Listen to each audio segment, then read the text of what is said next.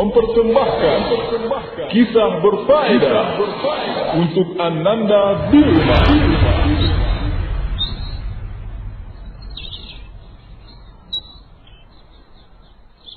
Assalamualaikum warahmatullahi wabarakatuh.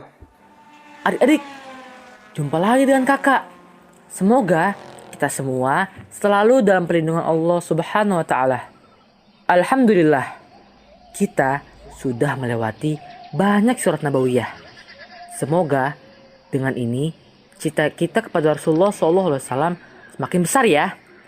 Nah, terakhir kita sampai pada kisah perang Tabuk. Yuk, sekarang kita lanjutkan ya kisahnya.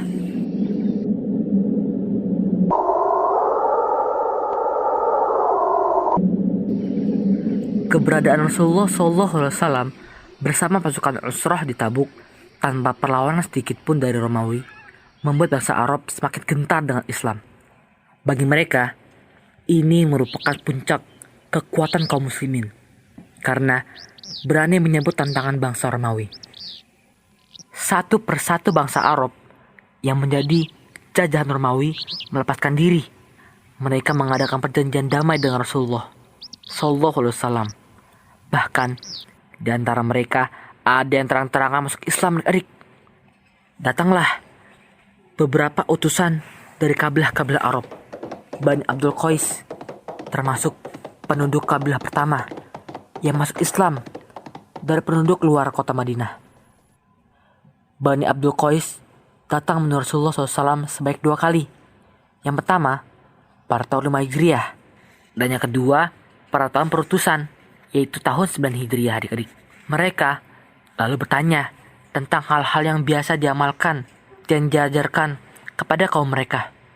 Beliau pun memerintahkan 4 hal, yakni beriman kepada Allah dan Rasul-Nya, mendirikan sholat, menunaikan zakat, dan berpuasa Ramadan. Beliau juga memerintahkan mereka untuk menyerahkan 1/5 ghanimah. Beliau pun melarang mereka untuk meminum khamr. Beliau juga melarang mereka untuk menggunakan tempat-tempat penyimpanan khamr tersebut. Utusan Bani Hanifah datang pada 9 Hijriah. Lalu, di antara para utusan yang paling baik adalah utusan Bani Tamim. Setelah bertemu dengan Rasulullah SAW, mereka berkata, "Kami adalah utusan dari Bani Tamim. Kami datang bersama ahli syair dan ahli pidato kami. Kami mengajak Anda bersyair dan saling membanggakan diri." Rasulullah SAW berkata, "Kami diutus bukan dengan membawa syair. Kami juga tidak pernah untuk berbangga diri." Akhirnya, seluruh utusan tersebut masuk Islam dan baik keislaman mereka. Mereka pun menetap beberapa hari di Madinah untuk mempelajari Al-Quran dan mendalami ajaran Islam di sana. Lalu, datanglah 60 orang utusan dari kaum Nasrani, Najron. 3 diantaranya adalah pemimpin mereka, yakni Abdul Masih, Al-Aiham, dan seorang uskup bernama Abu Harithah bin Al-Qamah bin Abi Bakar bin Wa'il. Abu Harithah dimuliakan oleh penguasa Romawi. Dia diberi harta dan kedudukan, serta dibangunkan gereja yang besar untuknya. Itulah yang membuatnya enggan menerima Islam. Dia takut semua yang dimilikinya diambil kembali oleh penguasa Romawi. Rasulullah SAW mengajak mereka berdamai. Mereka pun setuju dan bersedia membayar upeti setiap tahunnya. Utusan dari suku Toya datang bersama pemimpin mereka, yaitu Zaid al-Khail. Rasulullah SAW senang dengan perangainya dan beliau memanggilnya dengan nama Zaid al-Khair. Zaid kemudian masuk Islam dan berbaiat kepada Rasulullah SAW. Namun, dalam perjalanan pulang, dia meninggal karena demam yang berat adik-adik. Nah adik-adik, begitulah utusan demi utusan satu persatu datang menemui Rasulullah SAW.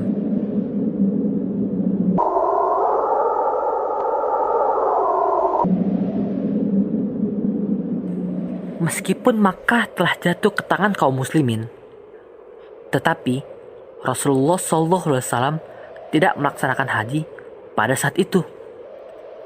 Pada tahun 9 Hijriah, Rasulullah SAW mengutus Abu Bakar As-Siddiq radhiyallahu anhu untuk berhaji bersama kaum muslimin. Abu Bakar ke Mekah berangkat bersama 300 orang muslimin. Dia membawa 5 ekor unta untuk berkurban. Adapun Rasulullah SAW mengirimkan 25 ekor unta yang beliau tendai sendiri.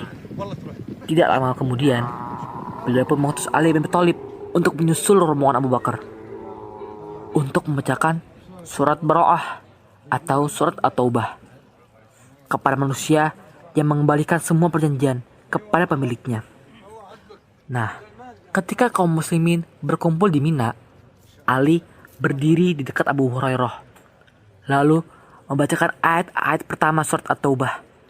Ali kemudian mengumumkan, Hai sekalian manusia, orang yang kafir tidak akan masuk surga.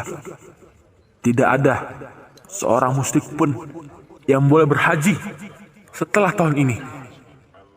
Tidak ada seorang pun yang boleh tawaf dalam keadaan tidak berpakaian.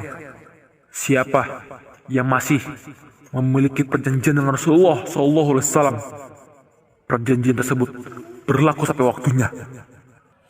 orang-orang musyrik diberi waktu selama 4 bulan untuk meninggalkan Mekah. Sejak saat itulah, adik-adik, orang-orang kafir tidak boleh melaksanakan haji dan umrah di Baitullah. Mereka juga tidak boleh menetap di Mekah. Adik-adik, semenjak Allah mengangkat Nabi Muhammad SAW sebagai nabi, beliau belum pernah menunaikan haji. Maka dari itu, ketika muncul keinginan untuk berhaji, beliau pun menyampaikannya kepada kaum muslimin.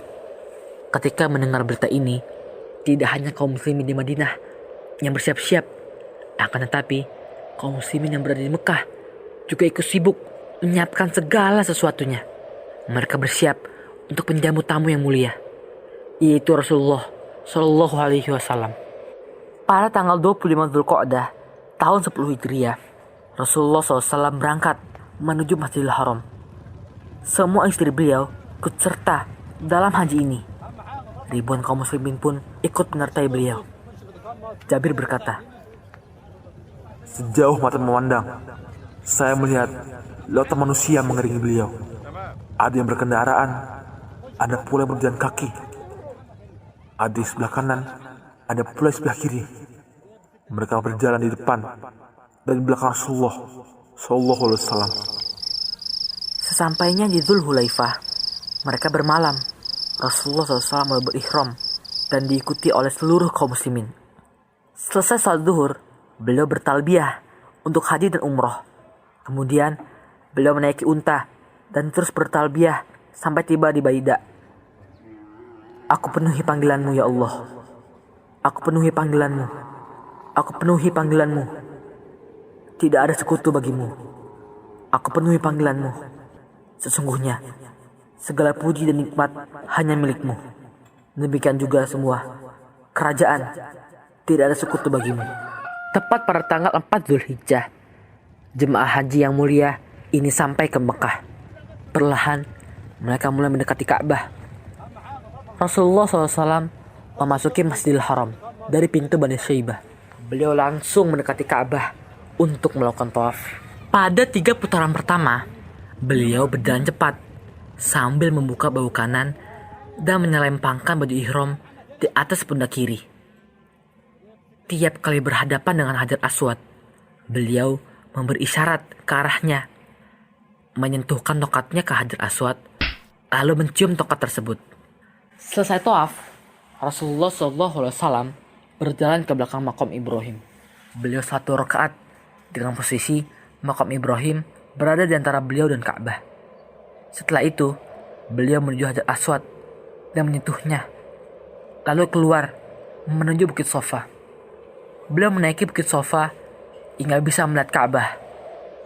Beliau menghadap kiblat, mentauhidkan Allah dan bertakbir. Selanjutnya, beliau turun menuju Bukit Marwah. Ketika telah sampai di perut lembah, beliau melakukan sa'i, yaitu berlari-lari kecil. Sesampainya di atas Bukit Marwah, beliau melakukan hal yang sama dengan apa yang beliau lakukan di atas bukit Sofa. Selesai sa'i, beliau berkata, orang-orang yang tidak membawa hewan hadyu boleh melepas pakaian ihram mereka. Pada tanggal 8 Dzulhijjah, yang disebut hari Tarwiyah, Rasulullah SAW dan kaum muslimin bergerak menuju Mina. Beliau tetap berada di sana hingga matahari terbit. Setelah itu, beliau berangkat menuju ke Arafah. Di Arafah, beliau mendapati sebuah kubah yang telah disediakan untuk beliau. Beliau pun singgah di sana adik-adik. Ketika matahari telah condong ke barat, beliau pun pergi menuju perut lembah dengan menaiki unta beliau, Al-Qaswa. Kemudian beliau berkhutbah di hadapan kaum muslimin. Setelah memuji Allah dan mengucapkan kalimat syahadat, Rasulullah SAW menyampaikan pesan-pesan kepada kaum muslimin. Beliau bersabda, "Amma ba'du, wahai sekalian manusia, saya tidak tahu apakah saya akan bertemu kembali dengan kalian setelah haji pada tahun ini. Wahai sekalian manusia, hari apakah ini dan bulan apakah ini? Bukankah hari ini adalah hari Haji Akbar?" Benar, ya Rasulullah. Jawab para sahabat. "Bukankah bulan ini adalah bulan haram?" Benar. Kembali para sahabat menjawab. "Negeri apakah ini? Bukankah ini adalah tanah haram?" Tanah haram artinya tanah suci. Benar. Jawab sahabat. "Sungguh, darah, harta, dan kehormatan kalian adalah haram, suci, tidak boleh dilanggar. Seperti sucinya hari kalian ini, pada bulan kalian ini, di negeri kalian ini. Janganlah kalian kembali menjadi orang-orang kafir sepeninggalku dengan saling berperang." Beliau memberikan pesan-pesan sesuai dengan apa yang dikehendaki oleh Allah. Kemudian beliau bertanya, "Kalian akan ditanya tentang saya. Maka apa jawaban kalian?" Para sahabat serempak menjawab, Kami bersaksi bahwa Anda telah menyampaikan risalah, menunaikan amanat, dan memberikan nasihat. Rasulullah SAW mengangkat telunjuk ke langit, lalu menuju ke arah lebih dari 100.000 jamaah haji yang mulia itu sambil berkata, "Ya Allah, saksikanlah." Beliau mengucapkannya sebanyak 3 kali. Setelah itu, Bilal mengumandangkan azan dan iqamat untuk sholat zuhur. Setelah selesai sholat zuhur, dia mengumandangkan iqamat untuk sholat asar. Rasulullah SAW mendatangi tempat wukuf. Selain itu, beliau berdoa sambil menghadap kiblat. Beliau berkata, "Sebaik-baik doa adalah doa pada hari Arafah." Beliau tetap wukuf sampai matahari terbenam. Selanjutnya, beliau berangkat menuju Musdalifah. Sesampainya di Musdalifah, beliau melaksanakan sholat maghrib dan isya dengan 1 azan dan 2 iqamat. Beliau tidak melaksanakan sholat sunnah di antara kedua sholat wajib tersebut. Beliau pun lantas berbaring sampai terbit fajar. Beliau melaksanakan sholat subuh dengan 1 azan dan 1 iqamat. Setelah itu, beliau berangkat hingga tiba di Masy'aril Haram. Beliau pun menghadap kiblat dan berdoa kepada Allah. Beliau juga bertakbir dan mentauhidkan Allah. Sebelum matahari terbit, beliau berangkat hingga tiba di dasar lembah Muhassir. Di daerah tersebut, beliau mempercepat kendaraan dan bersegera meninggalkan tempat itu. Mengapa? Karena di sanalah Abrahah dan tentaranya dihancurkan oleh Allah. Setelah itu, beliau menuju Jamrah Kubro dan melemparinya dengan 7 kerikil. Ukurannya sebesar kerikil untuk melempar ketapel. Beliau lalu mendatangi jamroh yang ada di dekat pohon dan melemparinya dengan 7 kerikil. Beliau pun bertakbir pada tiap-tiap lemparannya. Selesai melempar jamroh, beliau menuju tempat penyembelihan. Beliau pun menyembelih 63 ekor unta dengan tangan beliau sendiri. Sisanya 37 ekor unta beliau serahkan pada Ali bin Abi Thalib radhiyallahu anhu untuk disembelih. Daging-daging hewan tersebut beliau sedekahkan kepada orang-orang miskin. Selesai menyembelih, beliau pun memanggil tukang cukur dan mulai untuk bercukur. Rasulullah kemudian berangkat menuju Ka'bah untuk melaksanakan salat zuhur di sana. Beliau pun menemui Bani Abdul Muthalib yang bertugas untuk memberikan minum kepada jemaah haji. Mereka memberi beliau secangkir air Zam-Zam dan beliau pun meminumnya.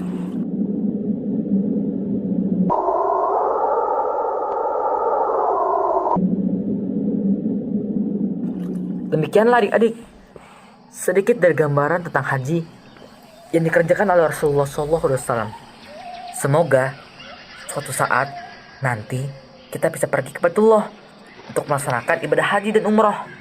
Nah, sampai jumpa lagi di audio berikutnya ya. Wassalamualaikum warahmatullahi wabarakatuh.